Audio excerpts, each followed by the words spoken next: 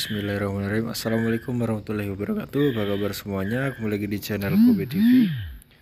Oke, di video kali ini kita membahas tentang seputaran trotolan, yang mana kasus yang sering terjadi yaitu trotolan mati. Jadi ada beberapa faktor yang membuat trotolan mati, mulai dari kebersihan kandang, kemudian pakan, dan kondisi ataupun situasi yang membuat murai batu stres.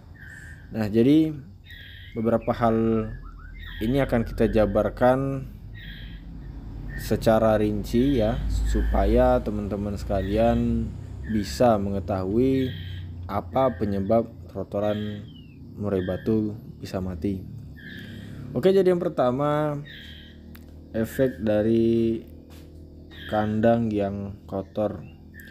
Yang mana kalau kandang sudah kotor, otomatis kuman bakal cepat untuk menggerogoti ataupun nyerang tubuh si trotolan, sehingga tumbuhlah bibit-bibit penyakit di tubuh murai batu. Nah, ditambah lagi kalau kondisi murai batu yang sedang lemah, maka gampanglah kuman ataupun penyakit tersebut berkembang di tubuhnya dan akhirnya menyebabkan kematian. Nah, jadi pentingnya teman-teman sekalian untuk membersihkan kotoran-kotoran murai batu di lantai maupun sekitaran sangkarnya, guys ya. Nah, jadi teman-teman sekalian bisa dilihat dari kotoran yang ada di bawah kandang nih, seperti ini kan kelihatannya kotor ya, maka dari itu harus segera diganti alasnya ya. Dan juga perlu diperhatikan jangan sekali-kali menaruh tempat kotoran tanpa jaring-jaring seperti yang ada dalam video ini ya. Maksudnya kawatnya jadi tidak langsung berhubungan dengan kotoran si trotolannya. Kalau pakai bawahnya itu seperti kawat ataupun ya jeruji seperti itu, kotoran kan turun ke bawah ya, otomatis hanya sedikit yang bersentuhan langsung dengan si trotolannya. Nah, jadi itulah tadi beberapa hal penting yang perlu diperhatikan mengenai kebersihan kandang trotolan murai batu. Kemudian yang kedua, biasanya masalah lainnya terdapat pada pakan ya. Yang mana dulu pernah saya bahas mengenai pakan palsu ya, hati-hati aja dengan pakan palsu. Ya, caranya bagaimana melihat pakan palsu atau tidak? Ya dengan bedanya ataupun kandungan ataupun ya, ini banyak sekali ataupun kondisi pakan yang akan kita berikan ke trotolan. Biasanya kalau yang palsu, misalkan standarnya beberapa jam, pakannya tidak gampang pecah, kemudian pakannya tidak berbau. Nah, itu berarti memang bagus. Tapi kalau dalam waktu singkat, misalkan biasanya pakan murai batu 3 jam itu masih bagus, masih bisa ditusuk lidi. Tapi kalau nggak bisa berarti sudah tidak bagus ya. Dan mungkin bisa dari aromanya, kemudian teksturnya juga ya, dan yang paling gampang adalah dilihat dari feses ataupun kotoran si murai batu. Kalau kotorannya encer ya, itu menandakan pakan yang dikonsumsi ataupun bisa juga kondisi tubuhnya sedang tidak baik ya. Maka dari itu perlu diperhatikan dari feses ataupun kotorannya tadi, kemudian pakannya, kebersihannya itu selalu diperhatikan. Jadi beberapa hal ini sebenarnya saling berkaitan ya. Nah, kemudian teman-teman sekalian, kalau kebersihan sudah, kemudian pakan juga sudah dikasih yang terbaik ya, tapi murai batu masih mati.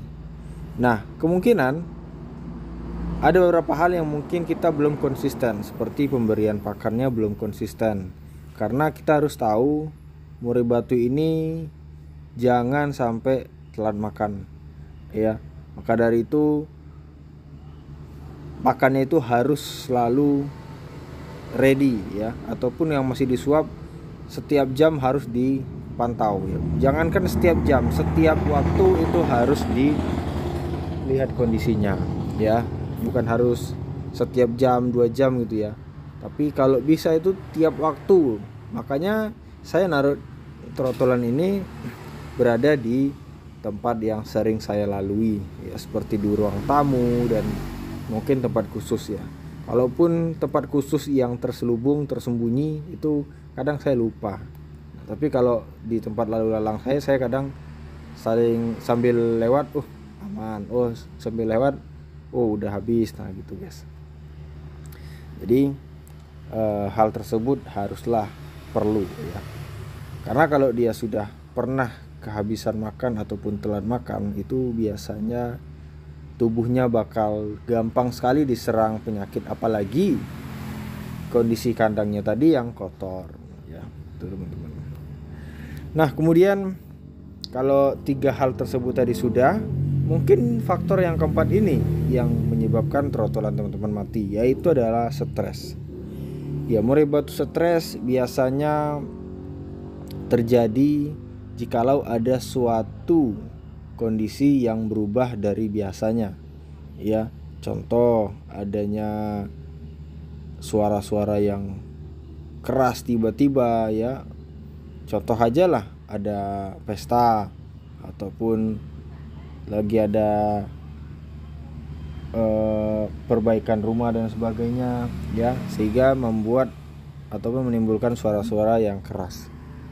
Nah, itu juga bisa terjadi ya, tapi sangat jarang sekali ya. Kalau misalkan dia bertahap, itu insya Allah nggak jadi. Dan kemudian panen yang terlalu besar ya juga menyebabkan trotolan mogok makan, jantungan ya, mungkin udah pernah saya buatkan videonya secara khusus ya. Nah, itu bisa saja. Makanya dari itu teman-teman harus tahu waktu panen dan umur yang ideal untuk dipanen, yaitu umur 5-7 hari aja guys ya. Kalau di atas itu sangat rawan sebenarnya. Oke, jadi mungkin cukup sekian dulu video saya kali ini. Mudah-mudahan video ini bermanfaat, dan mungkin masih banyak faktor-faktor lain yang mungkin belum saya sebutkan, tapi secara umum beberapa faktor tadi itu sudah mewakili semuanya. Oke, terima kasih. Saya kira assalamualaikum warahmatullahi wabarakatuh.